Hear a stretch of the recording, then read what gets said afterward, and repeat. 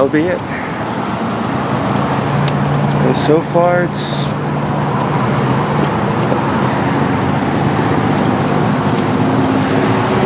it's quiet, and I think they're here.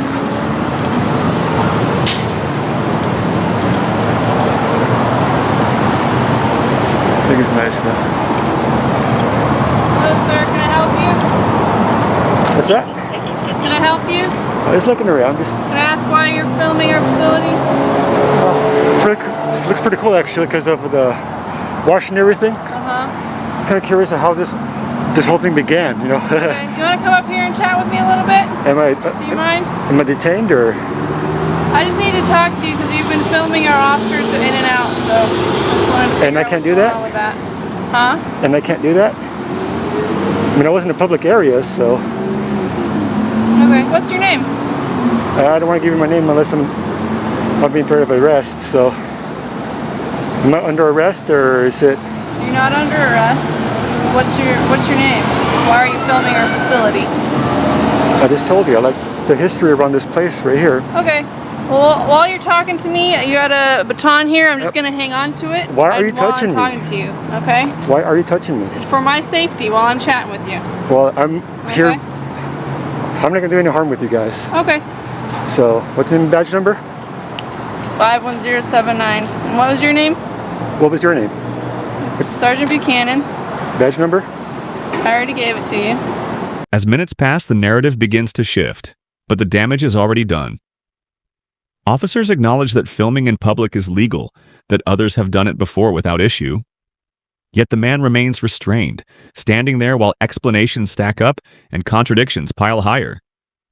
Security stories are brought up, old incidents dragged into the conversation as emotional leverage. None of it directly ties to him. None of it proves a crime. Still, the cuffs stay on. Time stretches. Embarrassment grows. Trust erodes with every second that passes, while an innocent man waits for the system to catch up to reality.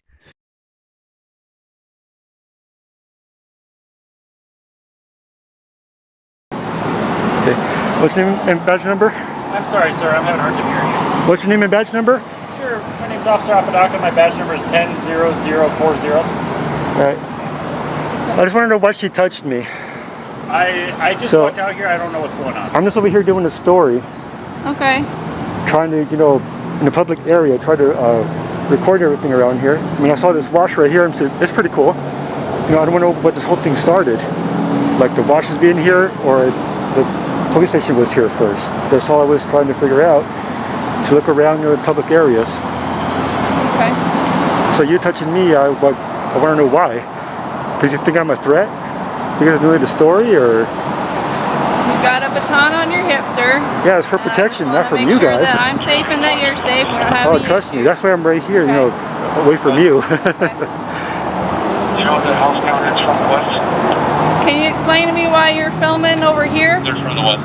It's a white house. Because I like to film in public areas, so public area, right? Okay. Copy on the Well, I'm going to detain you right now. So while we Oh my God. investigate, okay? Really? I don't know what's going on. In a public area, I'm being detained. Now my Okay, so we're backpack's... gonna figure that out. I don't want your camera to get broken. I'm just gonna hold on to it. I'm recording this incident as well. There's breakable stuff in there, you know that, right? I have more cameras in the backpack. Okay. This is ridiculous.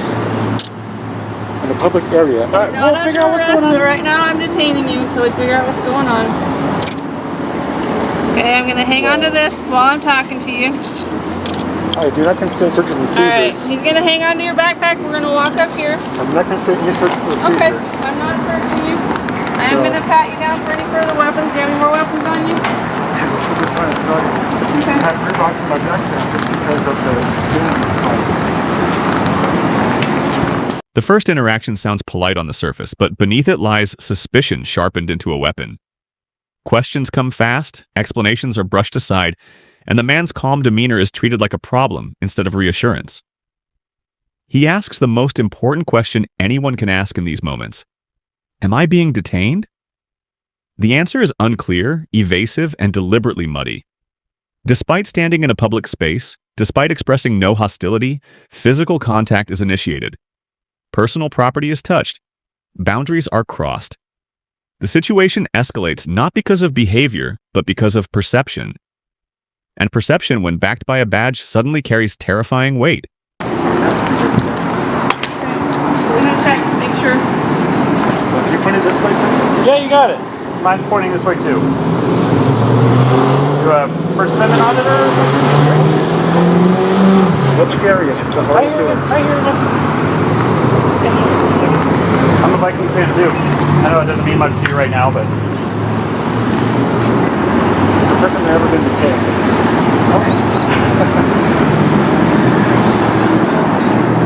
So what's the issue here? Well, you're on our facility. You're videotaping I police wasn't on the operations. facility, I was in a public area. So, I wasn't, when you said I was in a public area. I was told you were over here standing on our property filming So this sidewalk over operations there? over here. Yeah. I know the sign is right there, but I didn't go past the sign. Okay. So, we're gonna Okay. review our cameras, and if we got some wrong information and that indeed is the case, and as I understand it, you might be out of handcuffs here in a second. But it sounds like a crime was reported to us that you were trespassing on. I was not on our trespassing. I was in Okay, a well public that's what area. was reported to us, right? I didn't go past the So we sign, got to investigate it if it's reported to us, right? We can't take anybody's side in anything like that. So that's why you're detained today. Okay, As I know you guys got cameras everywhere, so check Yeah, those. I'm going to be checking them. I don't know how to work the system, but I'm going to find somebody who does. And we're going to be working on that. Okay. What's your name, sir? I'm not giving them a name. I Okay. did nothing wrong. Okay. Nothing wrong. Right here, man. If you're just out here filming, it's obviously a public area. So can and you're go right. back there on the track? So the track is public as well, but Yeah. what it sounds like was reported to my sergeant is that you were on our private drive past the no trespassing signs. While you're detained, I'm gonna go verify that information, okay? I'll be right back, okay? Proceed to stand by. And back there, I was lifting the dial up so we could look over the wall. Sorry, say it again? I lift that. Then comes the turning point, the moment that changes everything. Without evidence, without verification, without confirmed wrongdoing, handcuffs click shut. The investigation comes after the punishment, not before. The man's confusion is palpable, his frustration justified. He repeatedly explains his intent, his location, his rights, but none of it slows the machine once it's in motion. Words like reported and possible replace facts. Past incidents involving other people are used as justification for present force against someone who did nothing. This is not about safety anymore. This is about control, fear, and authority flexing unchecked. Dial up so I could look over the wall. That's about it. Look over this wall or? All over here, Okay. where the track is. Okay. I hear you, man. Like, if you're able to do your First Amendment auditor thing, man, I don't have to talk to many people out here that have done that at this station, and we've had no problems. Sounds like what was reported to us is it was a crime. If there was no crime actually committed, and it was a misunderstanding or miscommunication on our part, then we're going to apologize and take you out of handcuffs in just a moment.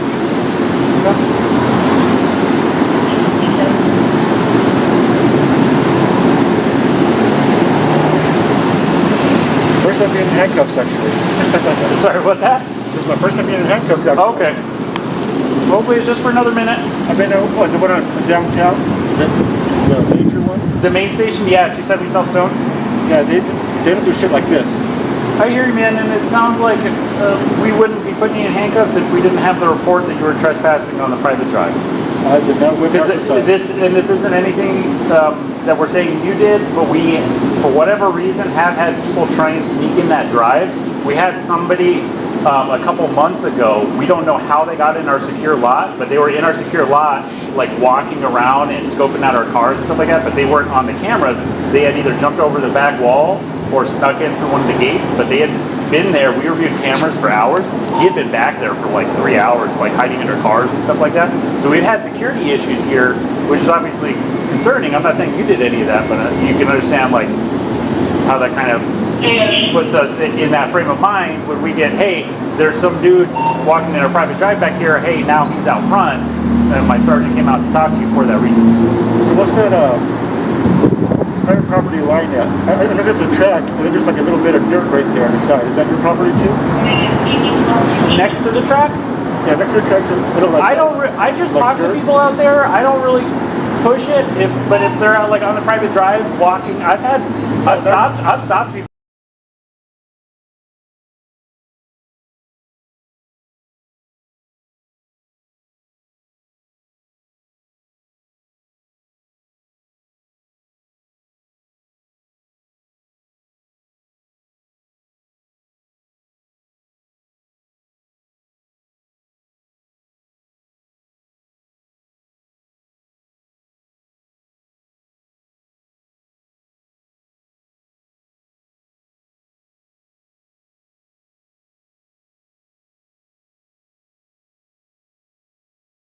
Trying to come in our gates many times. That right here, I'm talking about this corner. You want me to pick that up so it doesn't get damaged? Yeah, you got it. Is there a way for me to set this up so I don't have to? Yeah, just put, you have the 3 legs right there? Oh, these are 3 legs? Yeah, 3 legs, just pull it out.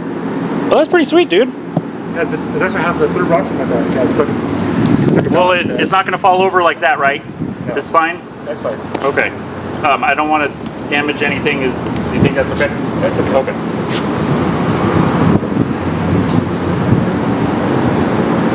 Yeah, this all I want to know, it's a little bit of dirt right there on this track right here. Is your guys' or? Which area are we talking about? We're talking Well, I about can't really point because it's like this area right here. on the back side there. Yeah, where the gate is, but on the back of the So it's technically all Like a the track. property of the facility of the city of Tucson. The track is? But as far as not necessarily the track, Okay, but I'm that's how talking it was. about specifically like this private drive and this like right once you here, go I through was the gates. behind the sign. Sorry, what's that? I was behind the sign on the side right here. Oh, behind the sign this way or behind the sign that way? That way. Behind the sign on the. Yeah. On the The street. all right, it sounds like once we clarify that, we'll take out a couple of just a moment. I'm fine with you walking around the whole station, filming everything. It sounds like we had a report that you were on a private drive. Obviously, she wasn't too aggressive. Sorry, what's that? I said, obviously, she wasn't too aggressive. Okay. Like I said, man, I had just walked up, so I don't really know what happened before I got there, right? I just heard her say on the radio she was out with somebody on the front gangplank or bridge or whatever, and I just came out here to make sure she was okay. I didn't know what was going on. So whatever she got before I was involved, she got With my before. stuff, you can't do that. Unless you have probable cause. What's that? Unless you grab my stuff, you can't do that. Well, you can be detained for reasonable suspicion, but it's What's not the crime, though? That's my trespassing. question. That's what we had. Now the tone softens, but don't mistake that for accountability. Conversations turn casual, almost friendly, as if the earlier aggression never happened. Property lines are debated. Camera angles are discussed. Officers admit uncertainty. The possibility of a misunderstanding becomes clear, yet the restraint continues. This is the quiet danger of authority, the ability to pause someone's freedom while casually figuring things out later. The man remains composed, but the power imbalance is undeniable. He is restrained, surrounded, and dependent on the same people who caused the situation to resolve it. I trespass. Well, if you camera indeed too. did not trespass, or even if you did, we might just warn you. If we look up on cameras, I'm not saying you're lying. I'm just saying, I was pretty much up the curb. for instance, we looked on cameras and saw you. Oh, you were actually past the sign. Oh, You were close to the. it's not a sign, I'm but just the giving you a curb for right there. instance. We're just having a conversation, right? So. I can't even show you So guys we about end up talking to our witness or whoever told us about this, and they say, "Oh, he was past the thing, he passed the sign." We look at video cameras, see you're past the sign. We might just tell you like, "Hey, don't do that again." With the amount of handcuffs, I can show you guys where I was. Okay. I hear you. We're trying to talk to the witness to try and speed that up. We're trying to get you out of cuffs as soon as possible.